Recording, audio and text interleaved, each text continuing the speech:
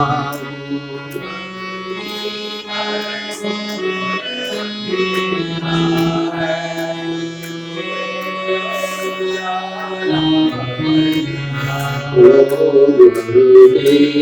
नमः, गुरुदेव नमः, गुरुदेव नमः, गुरुदेव नमः।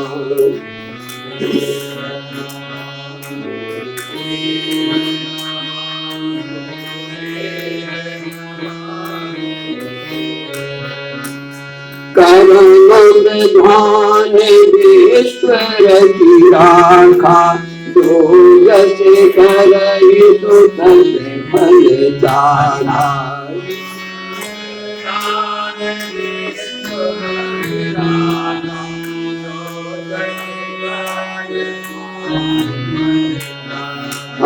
सीता राम राम राम, सीता राम राम राम, सीता राम सीता राम, सीता राम राम राम, सीता राम राम।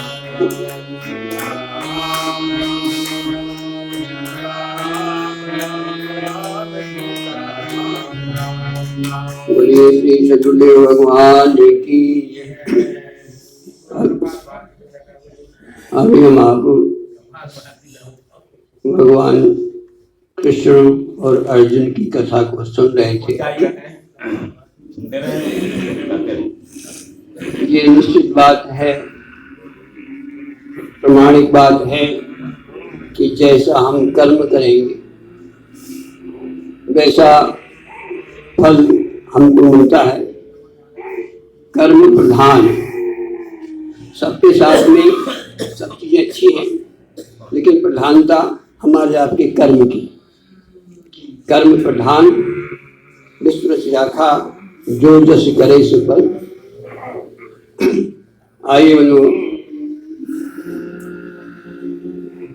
यद्यपि ये अमूल सिद्धांत है, अटल सिद्धांत है, इनको स्वामी जी मानस में और चौपाई देते हैं। यदि परमात्मा से एक होना है तो कर्म ही नहीं, कुछ और साथ में होना चाहिए। क्या कहते हैं? यह गुण साधन ते नहीं हुई, तुम्हारी कृपा पाव कोई गुण। कहने का भाव क्या है? यद्यपि कर्म प्रधान है, लेकिन परमात्मा से मिलन कर्म के द्वारा नहीं होगा, परमात्मा से मिलन उसकी कृपा से होगा। ध्यान देना। और हमारा लक्ष्य है परमात्मा की प्राप्ति। तो कहते हैं कि परमात्मा की प्राप्ति करना है तो सारे कर्मों को परित्याग कर दे। फिर कर क्या?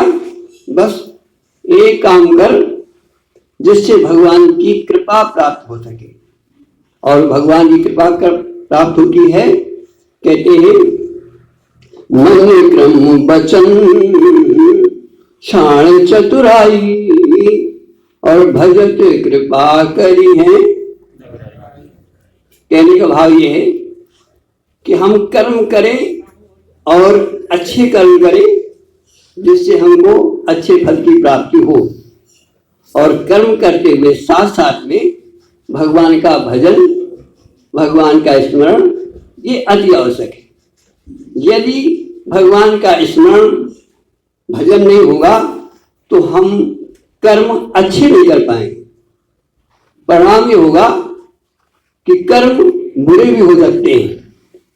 कर्म आवश्यक है, लेकिन कर्म की दिशा यदि सही है तभी हम सफल हो सकते हैं। और भगवान का स्मरण करने से हमारे कर्म हमारे अच्छी ओर जाएंगे, हम बुरे कर्मों से बचे रहेंगे। इसलिए भगवान का स्मरण कर्म के साथ में अति आवश्यक है। आइए बंधु, अभी हमने सुना मछली के द्वारा वो अमूल हीरा उसको प्राप्त हुआ। आइए हमारे अंदर भी एक मछली बैठी हुई है, जिसके माध्यम से हमें अमूल परमात्मा मिलने वाला है। क्यों कि यदि कहते हैं मन से ही हम संसार में बनते हैं और मन से ही हम संसार से छूटते हैं, मन से ही हम परमात्मा से बिछुड़ते हैं और मन से ही हम परमात्मा से जुड़ते हैं। कहते हैं मन इतना चंचल है, इतना चंचल है कि अर्जुन भी मन की चंचलता से हार गया। भगवान कहते हैं इसको अभ्यास और वैराग्य से ही बस में किया जा सकता है, इसके अलावा कोई रास्ता नहीं। आइए हम आप भी थोड़ा सा अभ्यास करने का प्रयास करें, जिससे हमारा मन ये जो मछली की तरह चंचल है, आपने देखा होगा मछली इतनी चंचल होती है कि वो एक सेकंड भी रुकती नहीं। इसी तरह से हमारा मन इतना चंचल है कि एक सेकंड भी रुकता नहीं। आइए अभी हमने एक चौपाई लिया था कि सुखी मीन जहानीर अगाधा अति हरि शरण एक बार। यदि मछली एक ऐसे जल में है, मान लीजिए तालाब में है मछली, तो वहां पर क्या है, उसको पानी के सूखने का भय है। पानी निरंतर तालाब में नहीं रह सकता। लेकिन यदि वही मछली सागर में किसी तरह से पहुंच जाए तो बताओ फिर वहां किसी प्रकार की चिंता है? प्रमाण है सुखी मीन जहानीर अगाधा किमी शरण हरि एको बाधा। इसी तरह से हमारा मन इस संसार में, जिस संसार में भ्रमण कर रहा है, इसमें निश्चित है कि ये सूख जाएगा और हमें मछली की तरह तड़प तड़प करके मरना होगा। और वही मछली, वही मन सागर में यदि डूब जाए, सागर में पहुंच जाए, तो उसके जल के सूखने का भय समाप्त हो जाता है और सारी बाधाएं समाप्त हो जाती हैं। आइए बंधुओं, हम आप अपने मन को परमात्मा में कैसे डुबोए, विषय हमारा यहां से। आइए देखिए, आपने मछली को कभी बरसात में खेतों में पाया होगा। जो लोग देहात के रहने वाले हैं वो जानते होंगे, हमने भी बचपन में देखा कि मछली खाने वाले जब पानी बरसता है और उबाल आती है तालाब में, तो पानी खेतों में ही पानी बाहर जाता है। तो मछली क्या होती है, मछली वही तालाब से वो पानी को जहां तब जो बहाव होता है पानी के साथ में, वो कभी कभी तालाब उलटने से वो पानी खेत में पहुंचता है और वो मछली खेत की ओर बढ़ जाती है। क्यों बढ़ जाती है? कारण उसका ये है कि जब घनघोर वर्षा होती है तो वो पानी जो खेत में पड़ता था, वो पानी खेत से तालाब में गिरता है और मछली पानी में है। और मछली की ये सोच होती है कि मैं वहां जाऊं जहां पानी का बहुत ज्यादा भंडार हो। तो मछली क्या करती है, वो सोचती है कि खेत से पानी आ रहा है, यद्यपि वो पानी बादल से आ रहा होता है, यद्यपि वो पानी सागर से आ रहा होता है, लेकिन मछली इतना नहीं सोच पाती। वो समझती है कि पानी जहां से आ रहा है वहां पर समुद्र होगा, वहां पर अगाध पानी होगा तभी तो खेत से मेरे पानी आ रहा है। तो मछली क्या करती है, मछली उस पानी की धार में वो चढ़ जाती है और चढ़ने के बाद वो क्या करती है कि वो खेत में पहुंच जाती है उस पानी के सहारे। फिर होता क्या है, वो पानी कितनी देर रहेगा, बरसा और पानी खिसक गया। अब मछली क्या करे, मछली का रास्ता बंद हो गया क्योंकि पानी का बरसना बंद हो गया।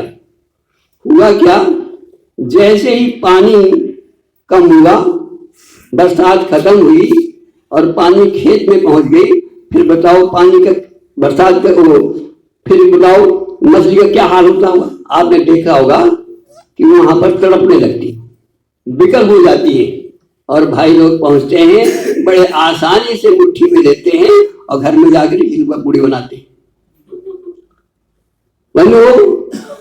इसी तरह से हमारा जीवन है। हम आप भी इस संसार में विषयों की तरफ भाग रहे हैं और ये नहीं जानते कि ये विषय कितने दिन रहेंगे।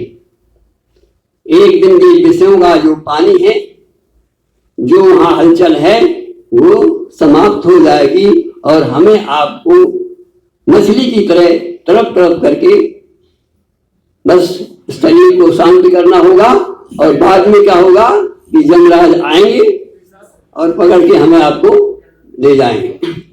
आइए बंधु, आप विचार करें कि वो मछली जो खेत में जा रही है पानी के माध्यम से, वो मछली कैसे सागर में पहुंची, हमारा मन कैसे उस परमात्मा रूपी आनंद रूपी सागर में जाए।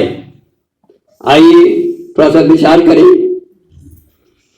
कि देखो मछली को यदि सागर में जाना है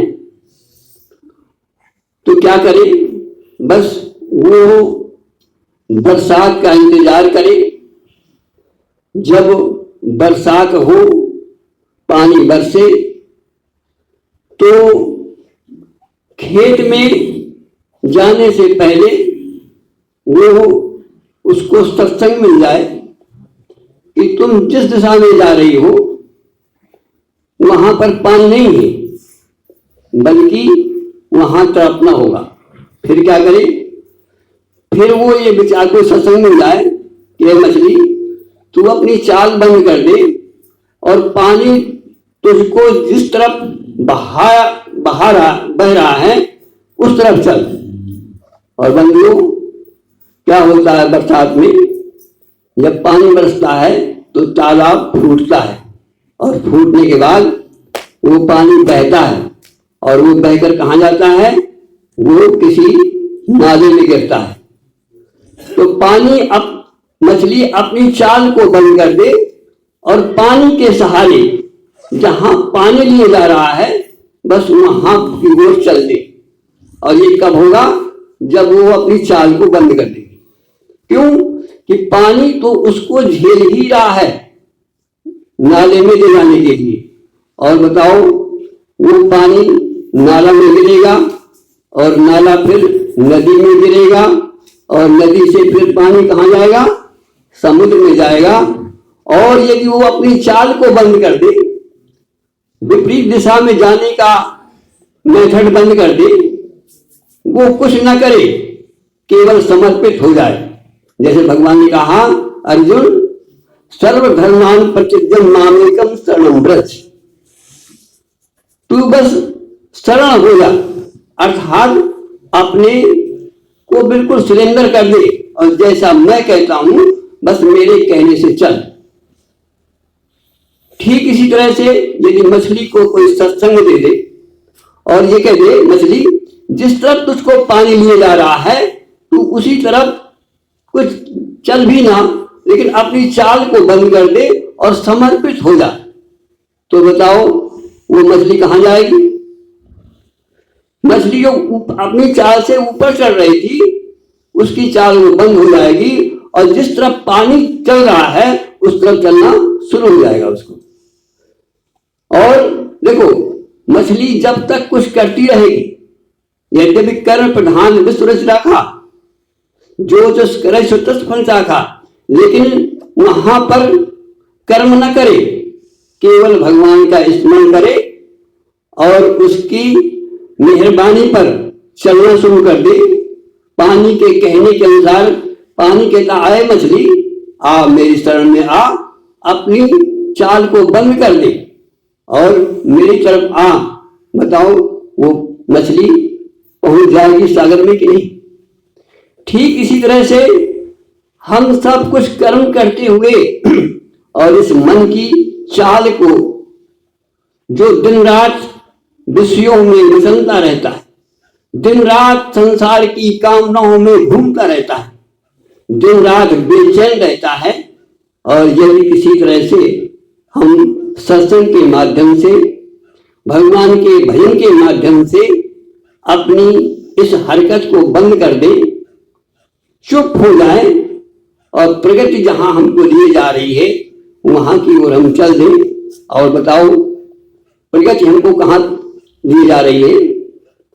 प्रगति लिए जा रही है अपने में लीन करने के लिए, और हम अब संसार में भाग रहे हैं। जब हम आप रात में सोते हैं तो बताओ आप कहां जाते हो और कौन सी चाल से आप गहनी में जाते हो? गहनी में हम जब जाते हैं जब हम अपने मन की चाल को बंद कर देते। ध्यान देना, जब तक हमारा आपका मन चंचल रहेगा तब तक नींद नहीं आ सकती। उस समय हम क्या करते हैं, जब किसी तरह से हमारा मन काबू नहीं होता तब फिर हम भगवान का स्मरण करते हैं, राम राम जपते हैं, और उस राम राम में हम आप सिलेंडर होकर चुप हो जाते हैं, और जैसे ही चुप होते हैं वैसे ही हमें नींद आ जाती है। अर्थात हम सागर में पहुंच जाते हैं। जहां पर पहुंचने में जहां नींद होती है वहां बताओ क्या बाधा है आपको? न वहां संसार की चिंता है, न वहां लड़के की चिंता है, न वहां रोग की चिंता है, न वहां कोई विषयों की चिंता है, और परम शांति को हम प्राप्त कर लेते हैं।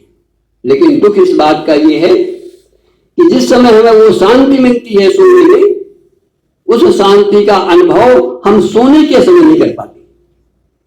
उस समय वो अनुभव जब हम जागते हैं तब कह पाते हैं कि बड़ा अच्छा रहा कि आज नींद आ गई। और यदि नींद ना आए तो फिर लगता है कि आज सारा का सारा हमारा सब डिस्टर्ब हो गया और हमारा मन या हमारा शरीर अस्वस्थ है। अर्थात जैसे हम सोने में चुप होकर के पहुंचते हैं और शांति को प्राप्त करते हैं, ठीक इसी तरह से ध्यान में, साधना में, भगवान के भजन में यदि हम किसी तरह से चुप होना सीख जाएं, मन की चाल को बंद कर दें, और मन की चाल कब बंद होगी? जब हम आप को सोचना बंद कर देंगे, और जब तक हम सोचते रहेंगे तब तक हमारी मन की चाल बंद नहीं होगी। इसलिए हमें करना क्या है जीवन में? सागर में डूबने के लिए, उसे नींद में डूबने के लिए अंतर इतना ये है कि जब हम नींद में जाते हैं तो हम सागर में ही जाते हैं और हम सागर से ही आते हैं। लेकिन दुख इस बात का ये है कि हम ये राज नहीं जान पाते कि हम कहां जा रहे हैं और कहां से आ रहे हैं। बंधुओं, ये एक बड़ा रहस्य का विषय है। और यदि वहां पर जहां हम नींद में जाते हैं, यदि हम जागते हुए जाएं तो आप अपने को सागर में पाएं। और मछली जब सागर को पाएगी तो बताओ फिर वहां सारी बाधाएं समाप्त हो जाएंगी। वो सागर का आनंद